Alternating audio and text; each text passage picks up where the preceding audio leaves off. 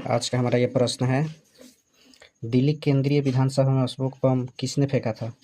तो इसका उत्तर है भगत सिंह और बटुकेश्वर केशवर दत्त ने फेंका था।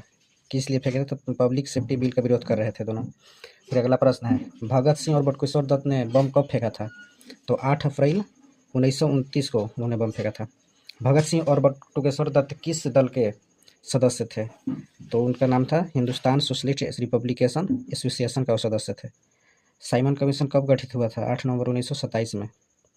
साइमन कमीशन भारत कब आया था? तो 3 फरवरी 1928 में साइमन कमीशन भारत आया था, 3 फरवरी 1928 में। काल कोठरी का घटना कब और कहाँ हुआ था?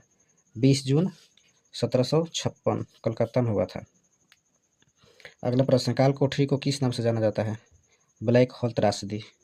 काल कोठरी किस नाम से जाना जाता है? ब्लैक होल त्रासदी। अगला प्रश्न है, साइमन कमीशन का अध्यक्ष कौन था?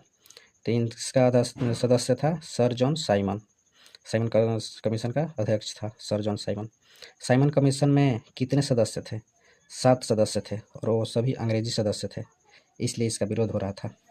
साइमन कमीशन को और किस नाम से जाना जाता है? तो साइमन कमीशन को व्हाइट कमीशन के नाम से जाना जाता है। साइमन कमीशन को किस नाम से जाना जाता है? व्हाइट कमीशन के नाम से जाना जाता है। आगे है, साइमन कमीशन ने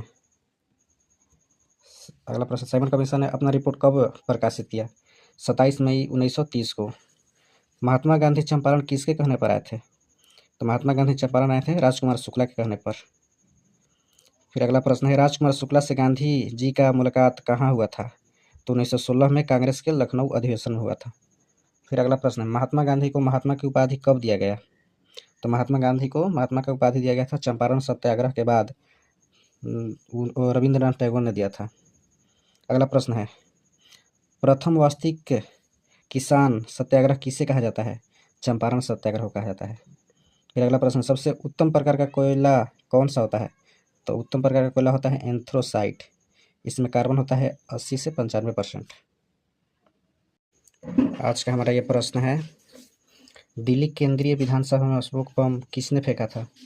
तो इसका उत्तर है भगत सिंह और बटुकेश्वर दत्त ने फेंका था। किस लिए फेंके थे? तो पब्लिक सेफ्टी बिल का विरोध कर रहे थे दोनों। फिर अगला प्रश्न है, भगत सिंह और बटुकेश्वर दत्त ने बम कब फेंका था? तो 8 अप्रैल 1929 को उन्होंने बम फेंका था।